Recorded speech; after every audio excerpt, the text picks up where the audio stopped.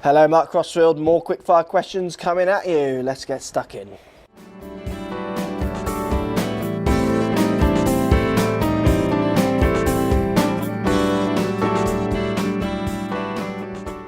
So question, Mark, what you need is an iron Byron with trackman in order to really test out clubs. Interesting comment. I think this is a comment around maybe my video where I tried a Rocket Blades irons and a JPX irons and explained the different makeups of the clubs actually were causing the difference in the distances.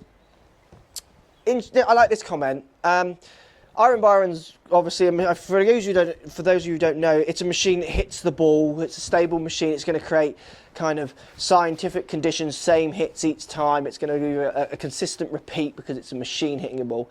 So definitely, if I was developing clubs, Iron Byron, you've got to use it, haven't you? I mean, I've seen them all use it in the videos of the manufacturers showing how they develop their clubs. When I do custom fits, which I do many of, it's very interesting when you human test how often data can be so skewed by quality of strike and what have you. So I actually think the human test that I do, being someone who swings relatively consistent and with quite neutral numbers, is the closest you'll get to an Iron Byron, but we're still using the inconsistency of hit that a human will always get. As in, if you're just going to use the Iron Byron's data to buy your clubs, then there's no point to try them, because you would just go with the machine's numbers. Where I think the actual human testing element to what I do on the reviews, for me, just makes it a little bit more real and makes it a little bit more how you're going to be fit. It helps you relate to some of the feelings I have when hitting shots off different parts of the face with different irons, where I hopefully can try and tell you what that feels like to me, so you might be able to feel similar things or have your opinion built around thinking my ideas are silly or that they're correct or whatever. So, you know, you've got to have a foundation to have any knowledge, really, haven't you, I think. So I understand what you're saying. For one, Iron Byron's a fortune. Is that going to happen? Two, actually the human element to the test, I think, is as important as the computer test, which is why lots of the manufacturers will still get the clubs in humans' hands and get feelings, get thoughts, get numbers, get opinions off them, because that's as important as what the machines tell you. Thanks for posting the comment. Hope that answers your questions. So if you like what's going on here, don't be afraid to subscribe to the channel. Also thumbs up the video, post comments. Love to hear what you guys got to say. Let's keep it social. The more we talk, the more we share, the easier this game will get for everybody. So if you want to find me on Facebook here, you can find me on Facebook.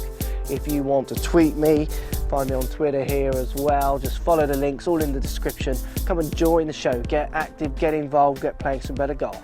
Thanks for watching. Hello, Mark Crossfield. More questions. How often should we check lofts? Let's get stuck in.